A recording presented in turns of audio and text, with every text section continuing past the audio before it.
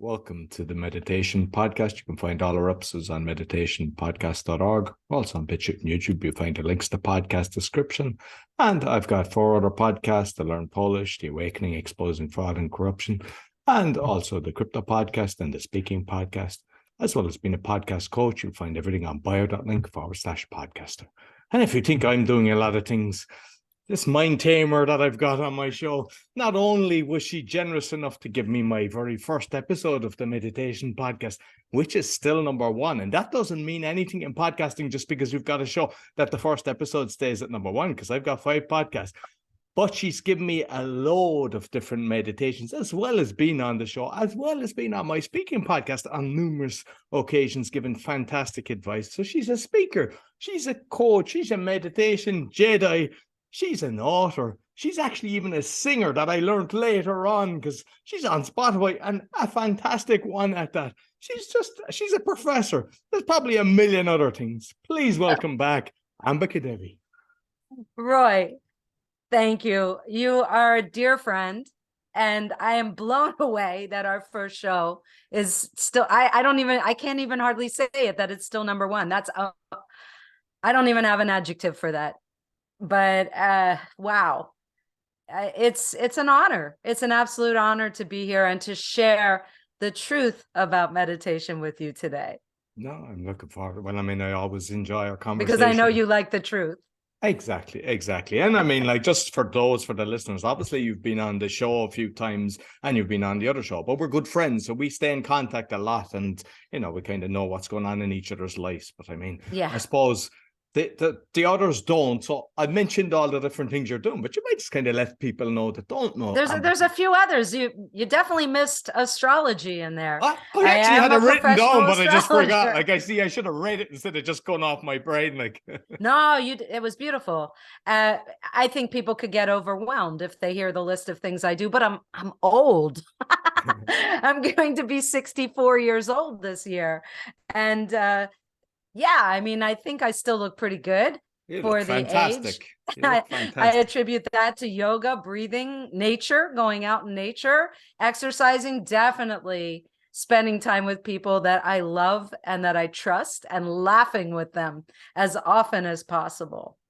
That is huge. You know, clean living makes a big difference in one's life, and being honest with yourself about what you're doing.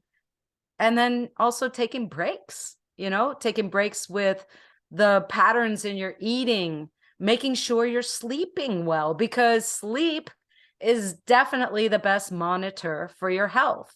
I really, truly believe that, because I see that in myself. If I'm stressed out, I'm not sleeping.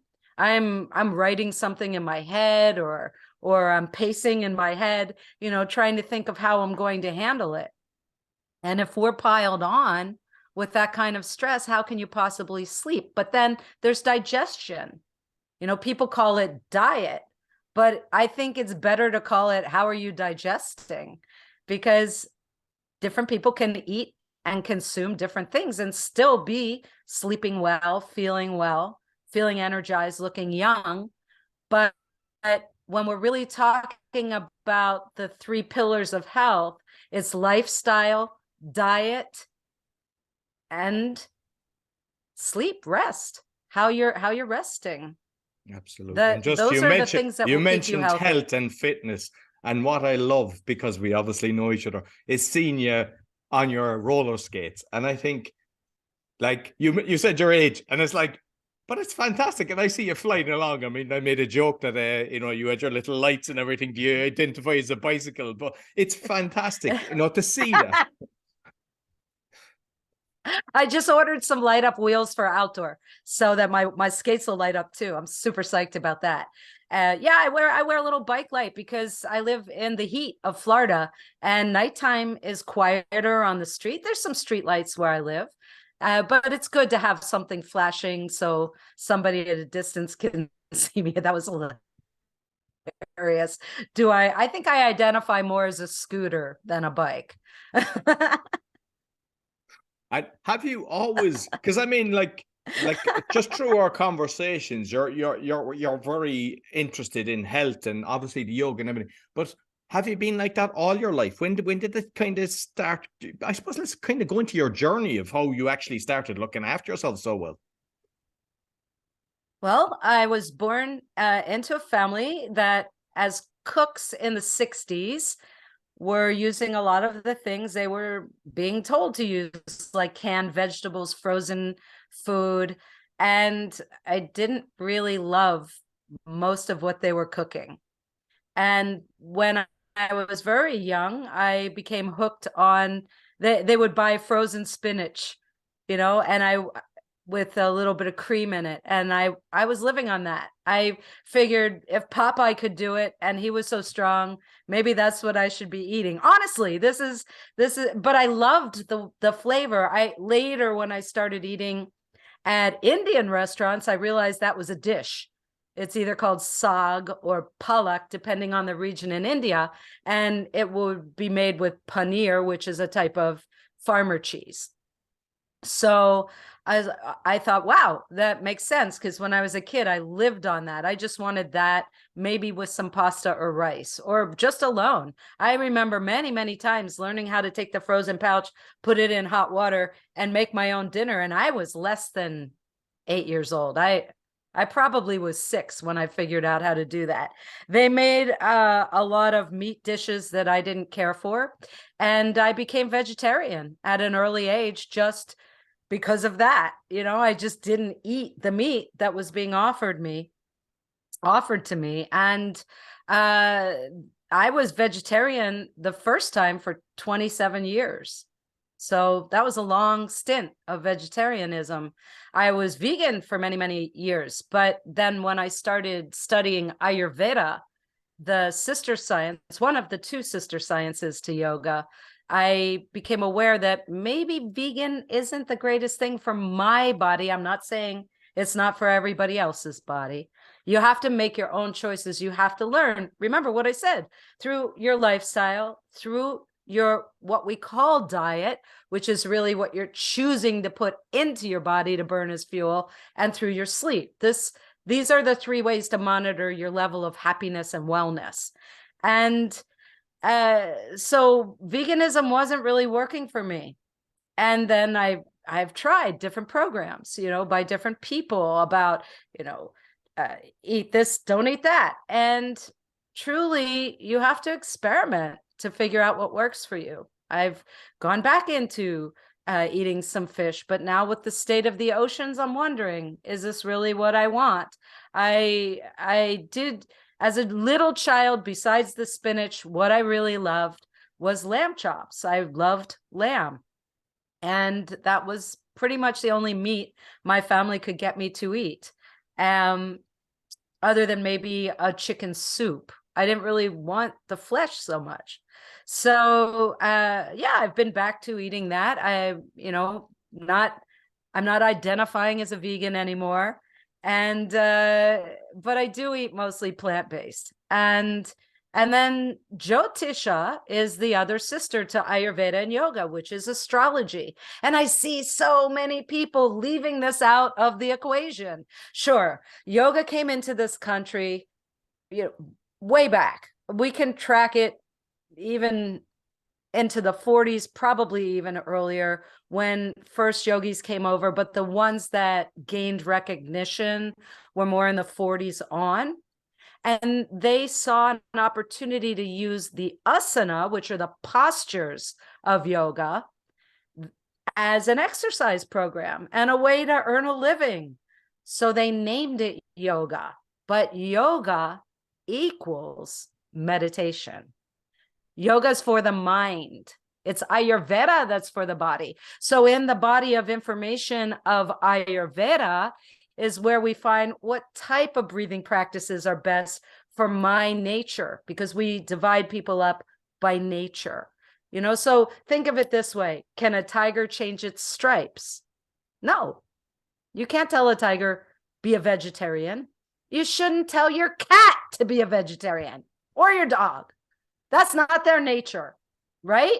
So you have to first get in touch with your nature. In my second book, Unfolding Happiness, there's a great quiz that you can take to determine the nature you came into this life with and then where you're at right now. So you need that cross comparison. So if we're only saying, oh, because that person's heavy or looks obese, they must be tamasic.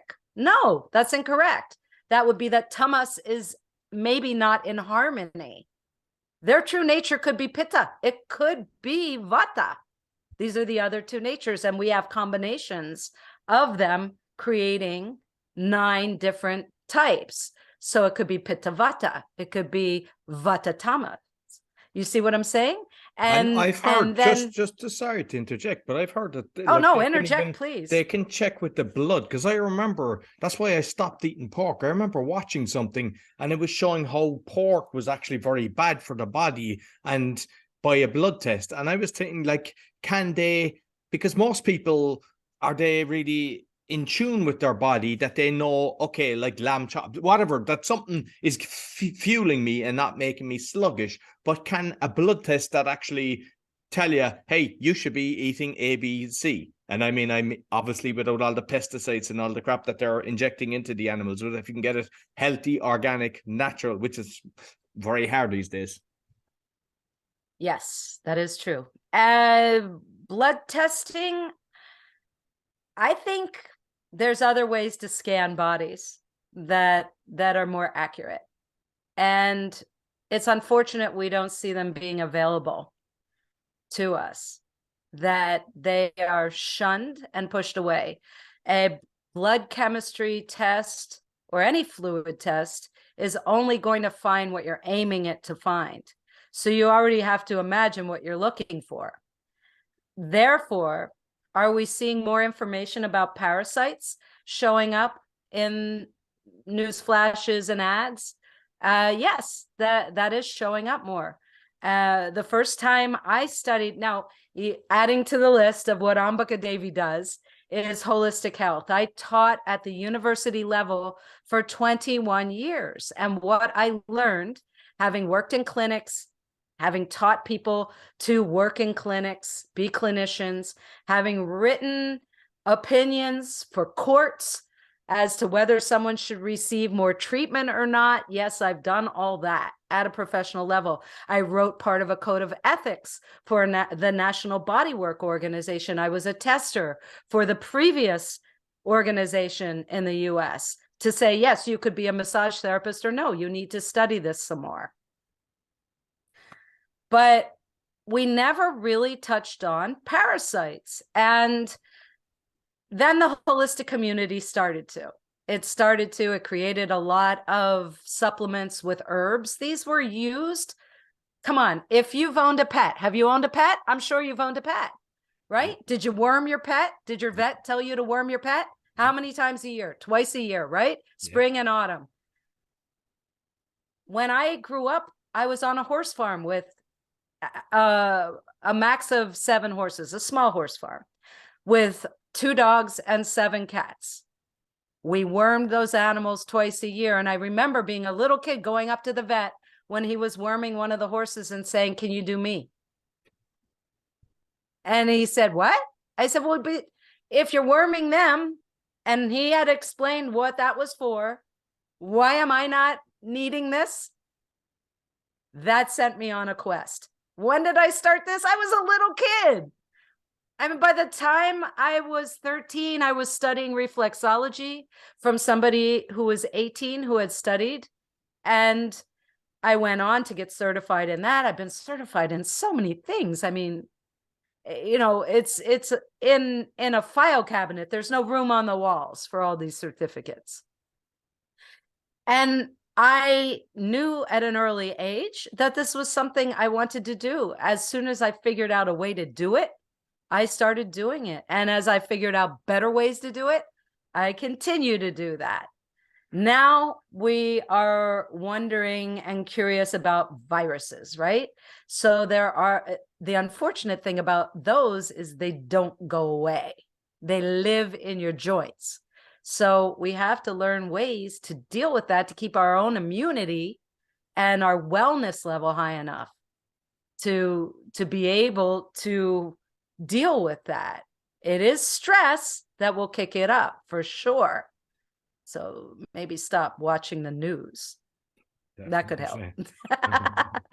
But certainly what you're putting in your mouth. I worked in gyms when I was younger. When I went to art school, that was the first time I went to university. I got a degree in fine art and I got a license to teach. So I did a dual degree, and I roller skated everywhere in the city. I was working at a health club. I was one of the first aerobics instructors in Philadelphia, from the first team that started it in Philadelphia. And I became really interested because, you know, you work with somebody who's really buff and shredded, and I learned to teach and coach Nautilus equipment, weightlifting on Nautilus. We had professional weightlifters that came in the gym. I used to train them on Nautilus, and I taught yoga and I taught dance aerobics at that club. And I learned even more. I started learning more and becoming even more fascinated with what I'm going to call it diet. But remember, when I say the word diet, everybody, it means what you're putting in your mouth. Okay. And also how you're bathing your body and treating it externally, because the integument, the skin system, skin, nails, and hair all absorb water. So if you're not bathing in clean water, guess what? Water is one of the 7 ways you can pick up parasites. You can pick it up from food, from the air, from your pets, from handshaking, from any kind of kissing, sexual contact. You can pick these things up. So it's not just an STD you should be concerned with, because you're picking up all kinds of stuff. And now we know, okay, now we're calling gut biome. You know, those are actually critters that live in you. You know, these bacteria are considered something not part of your body that lives in your body, right? So we have to watch it with terminology, especially when it comes to wellness. And over the years of working in holistic health, I started realizing the talking that I was doing was helping people more than the hands-on work I was doing, even with acupuncture, with massage therapy, with reflexology, with herbal recommendations, all of it. I realized, wait a minute, I think the talking is really shifting people, because I could tell them to change a habit, but just giving that to them on a slip of paper wasn't going to help them change the habit. I had to work with them more as a counselor. There was a point where I considered becoming a psychologist. But honestly, Roy, being an astrologer and doing the work I've done, because I have worked on psychic lines since phones had curly cords, and I had no idea who I was picking up the phone to talk to. I had to sit there, wait for the phone to ring. And look, 98% of the people that come to me were asking about relationships. So I started also learning at a much earlier age that the way we're handling our relationships to other people also reflects on our stress levels and health. And I started working for the most recent company because through the years I've worked for many different companies doing this, and I can't give health or legal information, but I'll tell you, the relationship information I'm giving to people, I can tell by what their feedback is that it's helping them. It's not just helping the idea of maybe missing an ex, which is a top topic, but is also helping them feel more at peace and loving themselves, which I think all of the holistic arts are really trying to help us with. To just be at peace with accepting ourselves as we are and the world as it is. Excellent. So, like you've touched on a load of different things, and you I mentioned know. the gut, because I've read the Good Gut, and it was saying about, I don't know, is it 1800 or 1800? I think 1800, and with all the antibiotics, that it's killing a load of the good things. So It's with thousands. yeah, so with 18,000 down to 12,000 or whatever, but with the parasites, because I went away and I used like a frequency device. I went to somebody else and they tested me, and then through the frequencies they're killing. But is there something that we can be eating that will actually get rid of it? Because it seems like we all have parasites, and you hear stories of people. Oh, come on. Parasites They live in your eyebrows. We hear about it in our sheets in our bed. Where do they come from? Who else is in your bed? It's your bed, Come on, people. We are a host to many different things. Yes, there are plenty of herbal choices one can make, and they're not that hard to find. And there's all kinds of health gurus out there trying to sell you their program. If you want to know what I use, message me through my website. I'll tell you there. But and also the things I've tried. There are products that are out there, Roy, like for little kids. For some reason, we notice it more in children. Like, for instance, lice outbreaks. That is a parasite, right? So there are salons that will do head washes and take care of that for the child and the family. And then, you have to wash all your sheets and things in hot water and, to get rid of it. And there are worming substances that you can drink that are made for little kids. It's common. We talk about it in kids. So it goes back to that conversation with a veterinarian. Like, I still want to wonder, why is this not a normal practice? Why are we not taught this as children? I'll tell you, if you have a huge level of parasites, you're not going to be able to meditate. It's not going to happen. I don't care what method you use. If your body is disturbed and not in a harmonious place, you can't. You might think you can do some breathing that'll get you high for a little bit. Yeah, there's breathing exercises. You hold your breath long enough, you're going to get high. It's just the way your breathing works and your brain. But as far as a long term and being able to get up off the cushion or off the yoga mat and walk out in the world in the state of meditation, you're not going to be able to do it if you're stressed out by any of these factors. And that is what meditation ultimately is trying to teach us. Sure, we're learning how to sit up straight, close our eyes, focus on our breath. These are the directions in the ancient writings about how to meditate. But how do you do it? Still, people are hung up on it. How do you quiet the mind? How do you get all those thoughts that keep popping in to shut up? Do you think even the highest meditators don't have thoughts that come in? Do you, Roy? Do you think they've actually canceled them out? A lot less. They still are fed the sub-vocalization from the mind. So let's talk about the mind for a second. The mind is a bundle of thoughts. That's what the mind is, a bundle of thoughts. And it feeds us stuff from externally. And that washes across, I'm going to call the inside of the forehead the dark screen. Because when you close your eyes, it's as if you're in a dark movie theater, right? Tell me, close your eyes and look at your forehead. It's a dark screen. And the thoughts fly across the dark screen.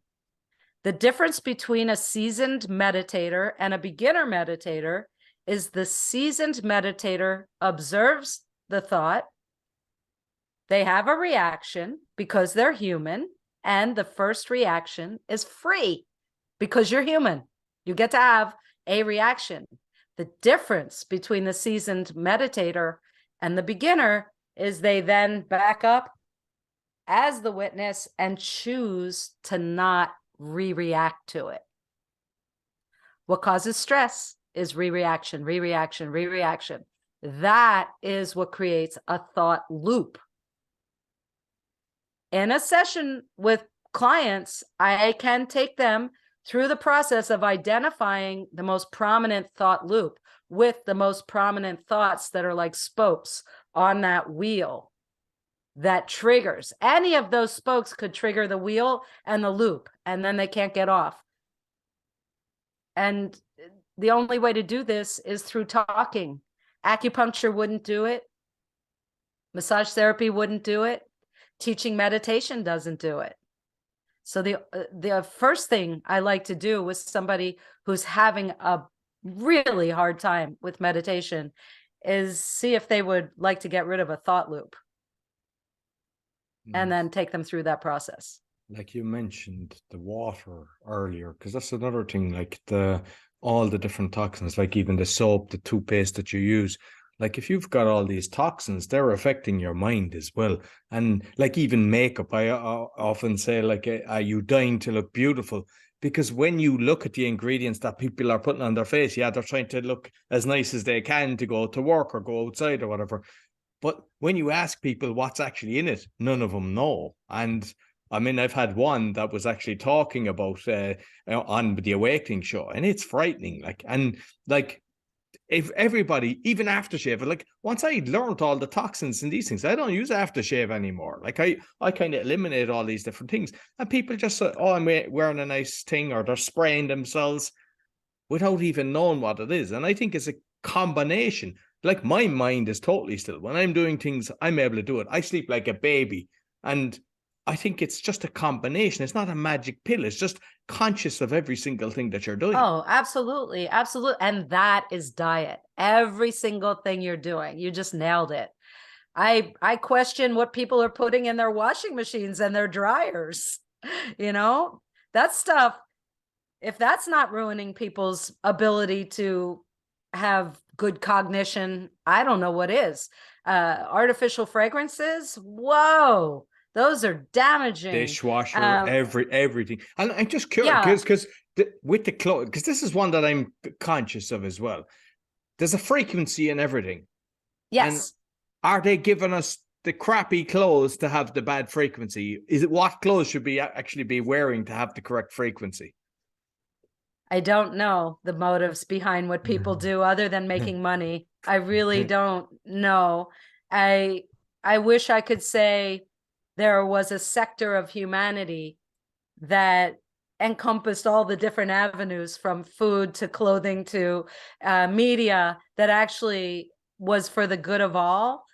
Uh, I don't know who they are other than little shining flickers of light out there in the darkness.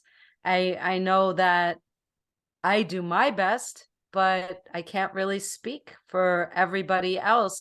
And this I'll tell you something about your body and what you're putting on your skin.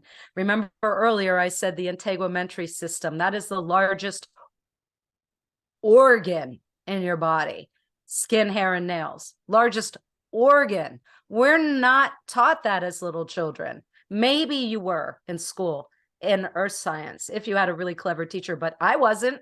I didn't learn this until I was studying massage therapy in my 20s. And if you're not feeling great, then we need to talk about not only what's in your bathroom, but what's in your kitchen. And if you are, I mean, would you use face oil to saute your next meal? No, that's gross, right?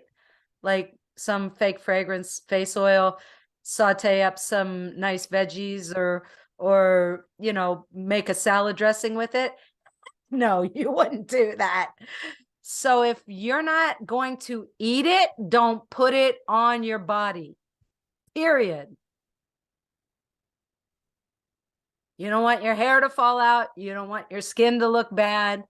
If you're not going to eat it, then don't use it. I know a lot of my female clients, oh, not clients, but a lot of my female colleagues that speak on stage wear makeup. I will not. I don't care. I'm not wearing makeup right now. I'm not using a filter right now. It's a shame that we put this on people. Okay, I've been in film. I've had to get made up for a film. I run to get that stuff off of me afterwards. And fortunately, the times I have been forced into it, it has been better product, but I would be careful with any moisturizer or shampoo or makeup that's just coming off the shelf from a grocery store or a drugstore, because I question what are the ingredients. If you're not going to eat it, don't wear it. So when a company does show you that they're eating it, then I would trust it, but hopefully they're proving it with something that's not honey with some food coloring in it or something like that. They're being honest with you.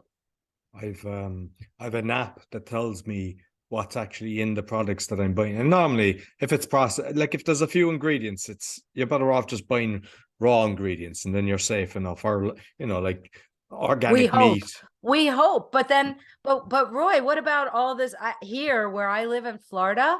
They wrap everything in plastic, even even a cucumber. Like, I don't, what? And you pop that open, there's microplastic flying around. It might not go in your food because you're going to wash it, but you just breathed it in, right? As you're popping open a lid. The trickery and is what there. about the holographic stickers? You talked about frequency. Anything holographic can be programmed with a frequency. Let me say that again. Anything holographic can and likely is programmed with a frequency. Think about it. Why? Why did they go from paper stickers to holographic stickers? Answer me that. Don't know.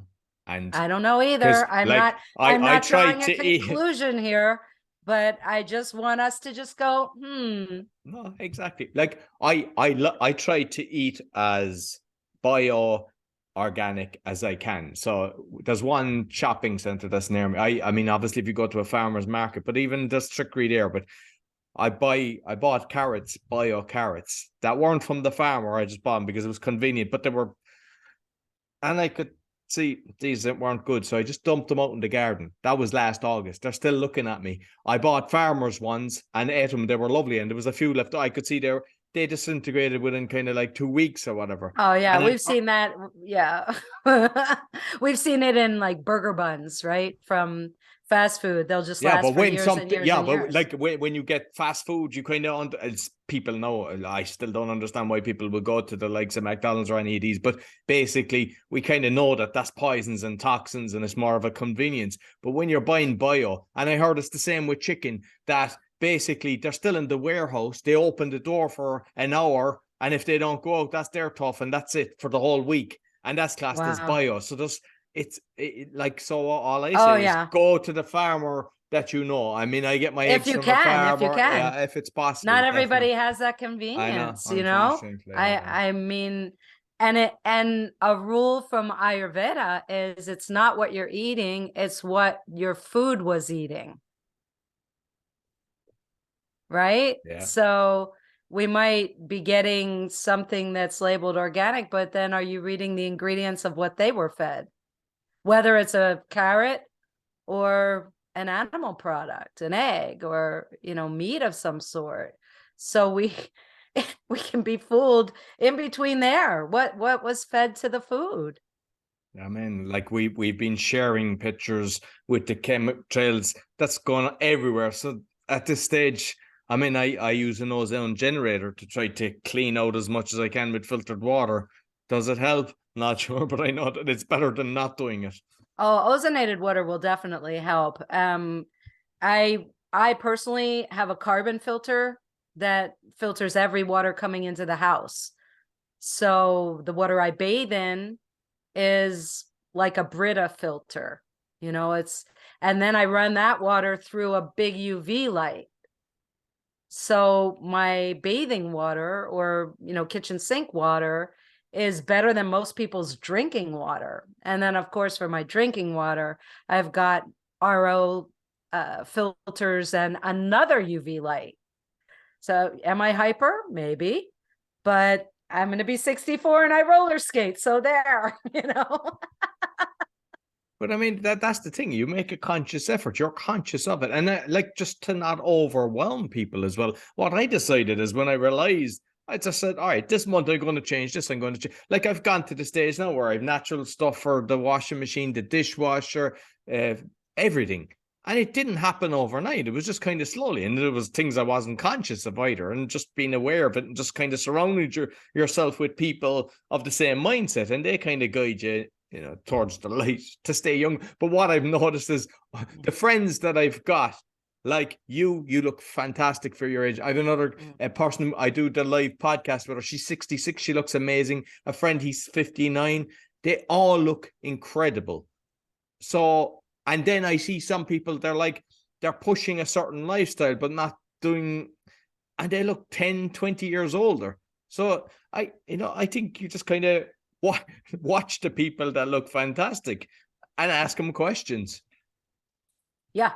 A professor of mine when I was in art school, when we were asking about how to do different things, his advice was go to the person that you see that's doing it the way you hope to do it one day and ask them questions until they say, hey, kid, I told you everything I know. Brilliant. I love that one.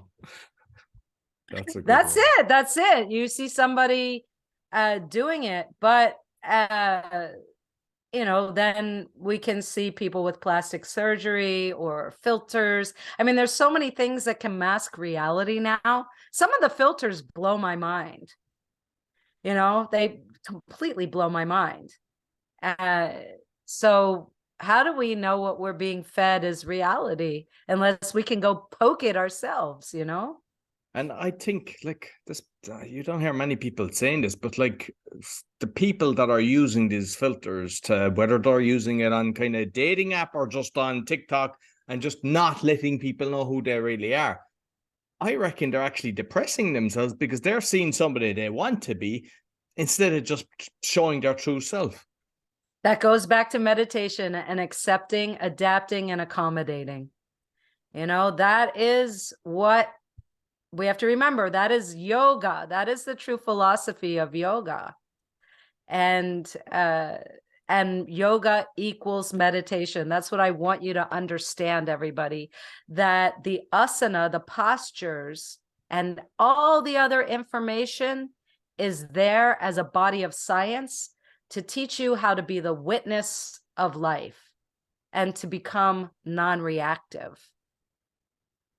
That's what it's all about.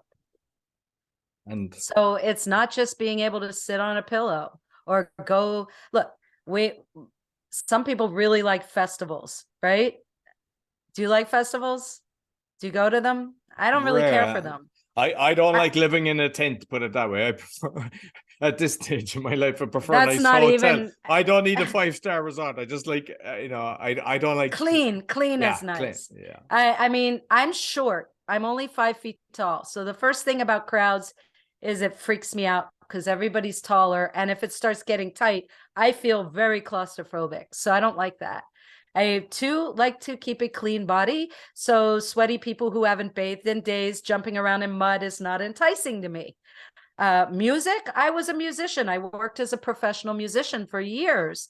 I didn't really care to play at festivals. I was always happy to hang out in the green room tent and not go in the crowd. Not my thing. That's me. Okay. You might like it. I do see that there are distinctly two groups of people that have to be in crowds, and they were really damaged by the lockdown because they couldn't do that. And people who don't like to be in crowds, which I'm a part of, who were blissed out. I don't have to go out. I can work on, I wrote a book. I wrote my 6th book. I made art. I made videos. I learned how to edit videos. I did lots of really cool stuff that I had wanted to do since 2016 because of the lockdown. It's not my fault. I didn't ask for it to happen. I mean, I didn't want to have to do some of the things we were forced into doing. But I have to say, as an introvert, or let's call me an extroverted introvert, because yes, I can do this and this doesn't freak me out, but I'm sitting in my house. This is my desk, right? I'm happy. I'm comfortable. I have what I want to eat and drink, and I feel peaceful doing it, but I don't care for that. And I think we need to understand that, there are different, that goes back to the different natures. Some really need that public feeling of being around all these people. And I felt so sad for them when we were oppressed and we weren't allowed to, And because you mentioned something there, because you're like me. I mean, I play football with my son. I'm just constantly doing different things. And I think it keeps us young. We're loving life, just constantly trying different things. But sometimes you see people, they're in their 40s and they act like they're 70. And I think you have to be constantly creative, painting, doing music, whatever, but just don't just chug along in life. It has such, because once you love life, you love getting up in the morning. It doesn't matter whether it's Monday or Sunday. It's just, you just love life. And, oh, what can I get done today? What can I do that will serve me? We're creative beings. We are co-creators with the divine. However you translate that sentence is up to you, everybody. If you believe in God or you believe in nature or whatever, that's fine. But with that energy, nature is the biggest creator, right? We can notice this in springtime, which it is right now, right? We're coming into spring. We're starting to see on social media, crocuses and flowers and just beginning to pop up in certain places, or snow melting. And that is a creative force of nature. Nature doesn't ever stop. It doesn't stop creating. And here we pop into these bodies, and what's our job is to be co-creators. And also, being a yogi, having studied and still studying through an ashram that I am connected with, we are taught no idle time. No idle time. And if you don't know how to do something, find somebody who knows how to do it and get them to teach you, which was similar to what my professor from art school said. And that when you stop learning, you stop living. I live by these. I always want to learn something new. I always want to experiment or create something. And when I don't, I know that I'm not happy and harmonious. That is a signal that something's off in my lifestyle or my diet. Brilliant. So I know that we discussed previously, before we were started recording, we were just talking about the way you hold your hands and everything, because there's a lot of trickery, and plus we've kind of seen, I suppose, people saying it's like the 666 and stuff like that, and you explained it beautifully to me, and I think not everyone perhaps knows, so I'd like if you could kind of explain it a bit in more detail. Yes. We can see information, and Roy, what you're talking about are called hastas. And hastas are hand positions. And then when the body is involved with a hand position, it's called a mudra. Or in English, people say mudra. So hastas we can do with a single hand or two hands, but then if it is something involving the whole body, it could just be you're changing the position of your hands, but then that's considered a mudra. So these words get a little bit confused. It has started to be called mudra to just make a hand position, but that truly means your entire body. So if you're sitting cross-legged, making a hand gesture, okay, I guess you could call that a mudra. Now, if you know anything about palmistry, you know that they're why not? I can give somebody a high five. That's as far as it goes. From palmistry, which is also that is the original chiromancy. That is where astrology started. A lot of times I'll tell someone I'm an astrologer and they'll shove their hand in my face and I'll say, no. I read from your date, time, and location of birth. Now palmistry is different. They're a little bit different, but they interrelate.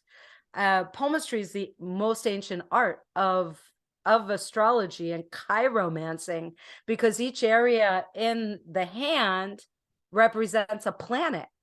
So this chunky part under your thumb is Venus, and then over here under your pinky is the moon, and the fingers represent different planets. And I'll share an image with you all so you can look at it and take a picture if you want. Now, from yoga and the hand gestures used for meditation, there are meanings superimposed over these planetary meanings, so that the thumb becomes the guru the teacher. And the index finger is the ego of the student, so your ego.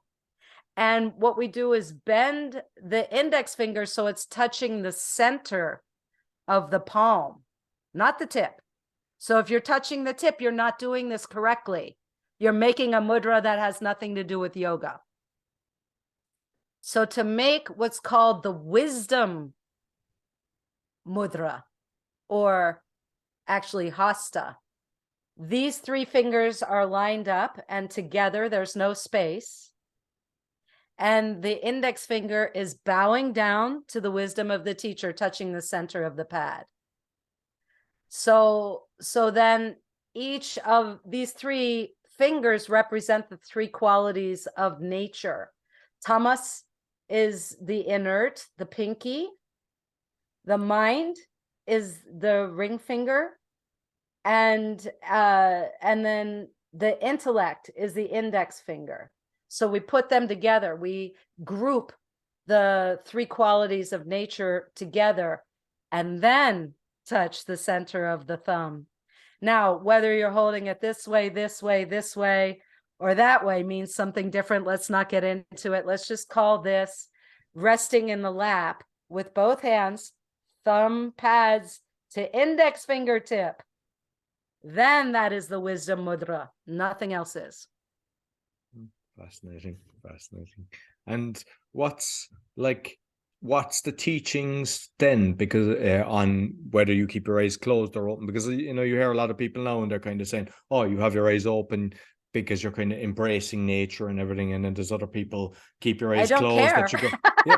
So I don't care. It's whatever you want. Ask me about that. This is not it. This is it. This is what this is not it. This is it. But in meditation, forget about the hand thing. As far as meditation, no, meditation is silent, quiet, shutting out the world so that you can watch the dark screen of the forehead.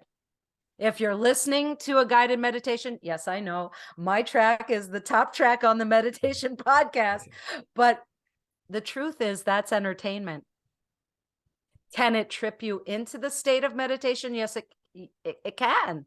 But meditation is a state of being.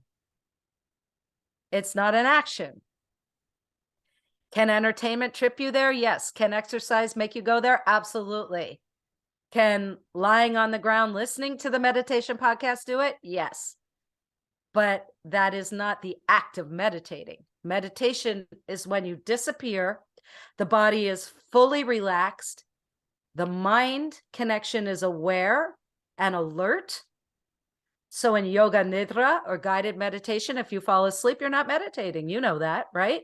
If the person next to you, if you're in a group class, is snoring, they're sleeping, right? They're sleeping. We know this. If you're listening to one of the podcasts to go to sleep, then that's what it was. That's similar to hypnosis.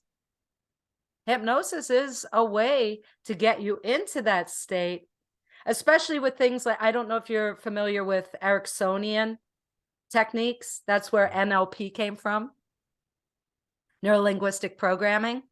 So being able to get you into the meditative state where, as the practitioner, I could ask you questions and you can feed back. That type of level of hypnosis is actually getting you into the witness state. So testing things out with meditation and techniques over the years, because I've been researching it for so long, I was given a technique to use to test out by my professor. And because after I got my master's degree in yoga, I went on to research meditation. I'm still researching it for a PhD. Will I ever get it? I don't know. Does it matter? No, it doesn't matter, because I've learned so much and I feel like I can share such good information with all of you.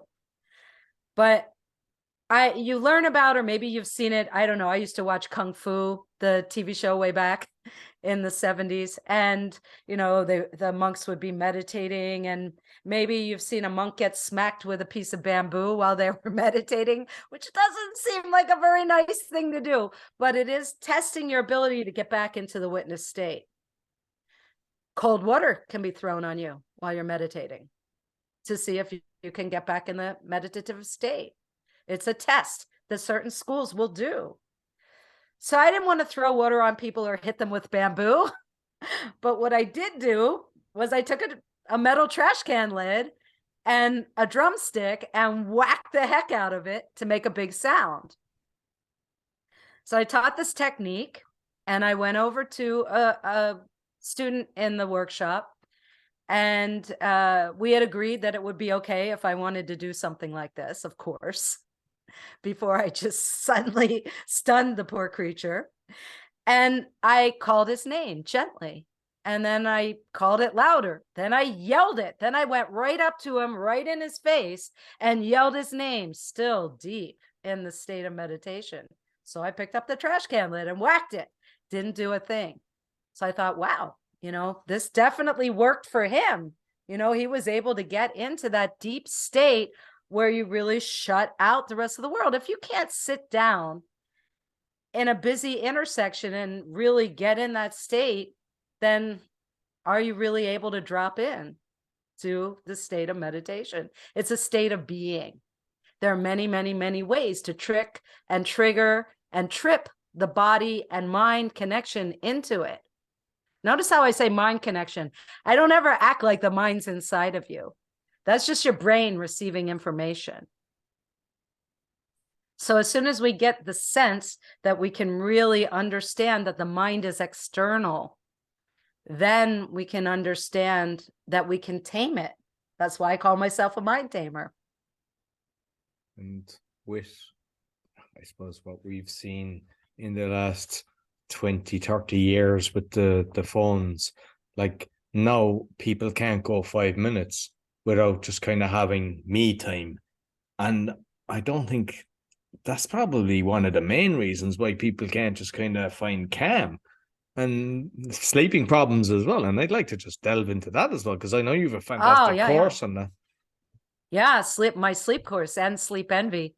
I got the name because I was once an extra in an Adam Sandler movie.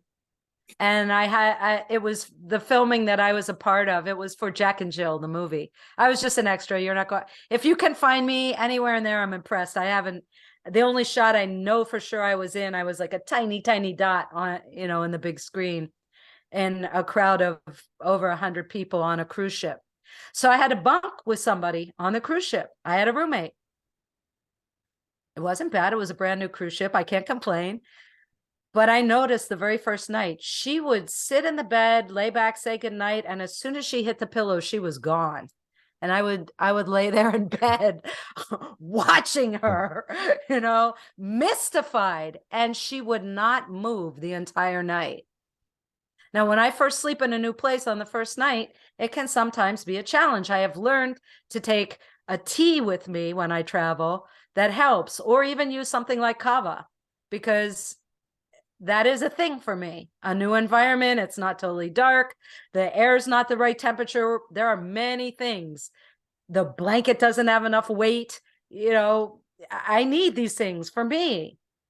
And it never left my consciousness about this woman being able to just go and not move the entire night. And I became envious. So that's how I got the title for the course, and sleep envy. And then I also realized, having worked with so many clients over the years, that maybe what bothers me doesn't bother them. I need it pitch black. I used to work as a musician. I would come home at 3, 4 in the morning. I would try and race the sun home so I could fall asleep while it was still dark. Well, I got blackout curtains. Then it didn't matter what time I got home. Hopefully the sunlight wasn't getting in my eyes as I was driving home, and that I black out the room and I could sleep and get a decent night's or early morning sleep, a decent length of time. And then the temperature thing, having been through menopause, I do realize I need it colder now to sleep than I used to. And then diet, maybe eating chocolate or caffeine isn't helping. And then looking at what time of day. So in the course, I talk about and teach you all the different methods, not just what works for me, but what I've learned from my clients. Because I think as a coach, we learn our best tools from our clients, from them giving us feedback and us learning and then helping them through it. Then we can see, wow, this one method really worked for them. So maybe this is something I can share with other people and it will help them also. Digestion makes heat. We have to remember that. We need heat to digest food. You're going to hear all kinds of, your poop should float, your poop should sink, floating poop is too fatty, this and that. You know what you feel like after you get up. I will go with the equation of if it's really hard to wipe off, then it's not so healthy in your digestion. But you can see if you're eating too much grain. A brilliant colonic therapist taught me this about, I'm getting into poop now. I was going to say you're talking shit, Ambika. But that does tell you a lot about your happiness, your harmony, and your diet and your wellness. But she taught me that if you eat a lot of grain, which, hey, some people can really burn that, even if you're doing keto, you should still have carb days, your body should learn how to burn all of it. But if you're staying stuck with a certain pattern of eating, then you're staying stuck in a certain pattern of digestion. Repeat this mantra with me, everyone. All change is good. You have to remember, you have to keep switching it up.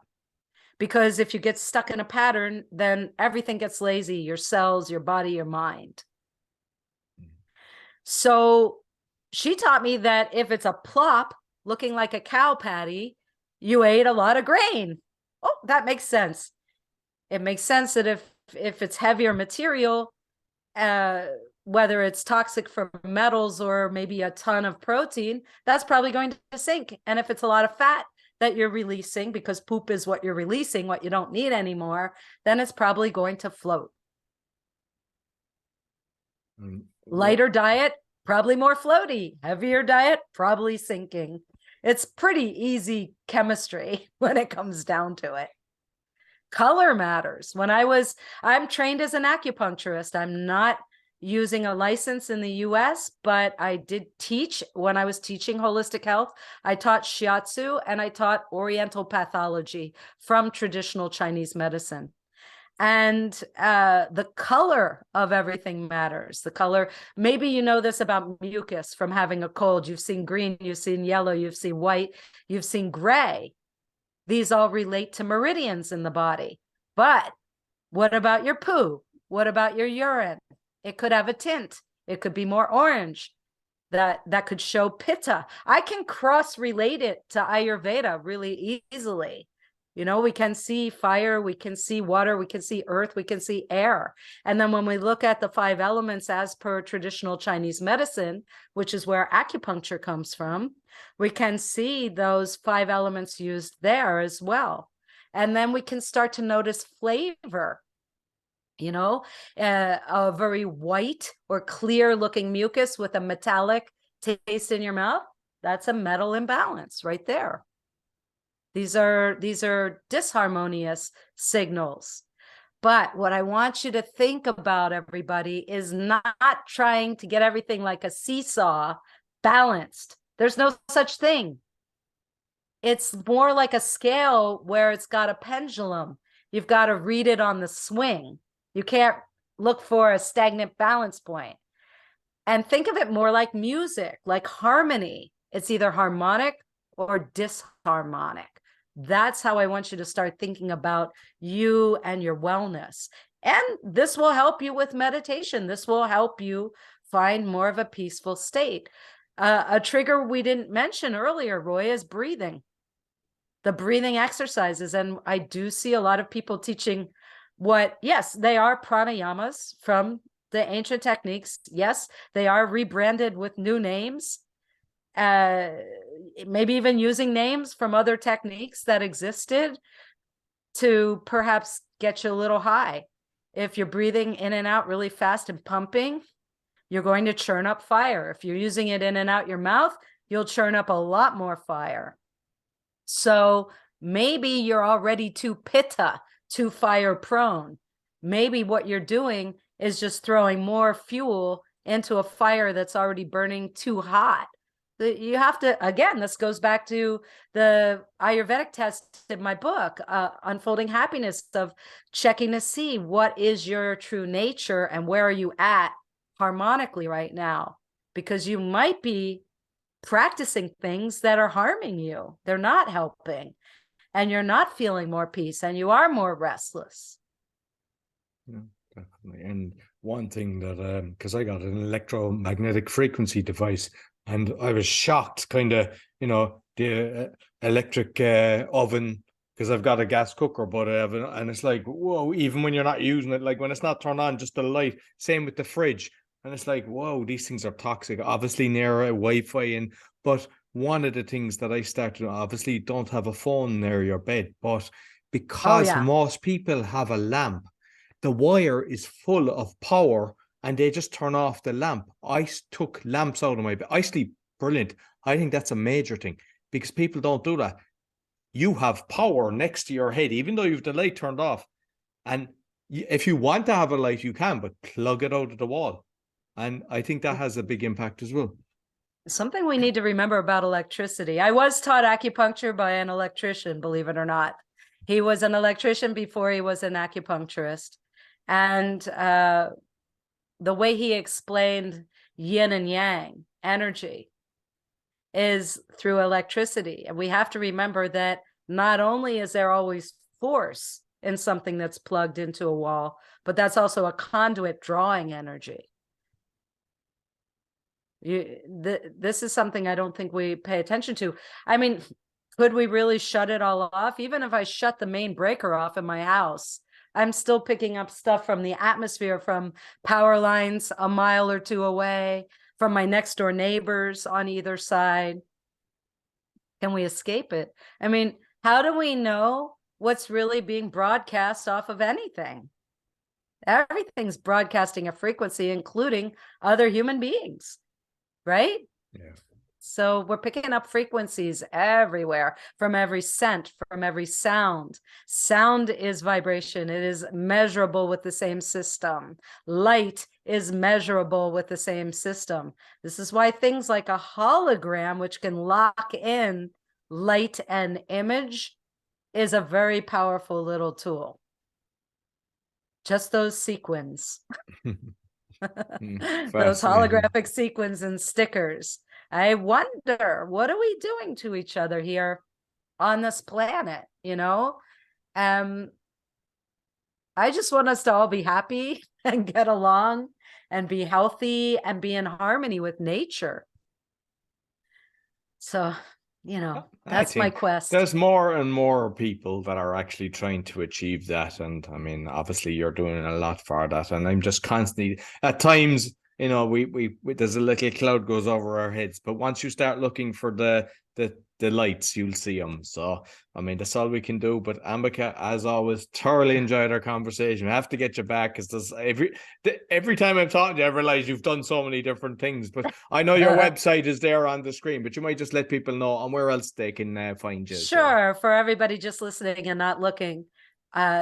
My website is my name, Ambika Devi. So it's Ambika Devi. I'll do it one more time. AmbikaDevi.com. And you can find my link tree with just linktree/my name also, and my YouTube. So easy enough. It's always a pleasure to be here with you, Roy. You have made not just my day, but probably my entire month. Easily. It's an honor. And wow, keep listening to Roy's podcast.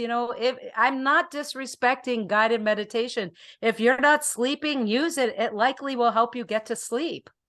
It is a form of hypnosis, and there's nothing wrong with that. But I want you to understand that the true witness state is not just something we do when we're trying to fall asleep.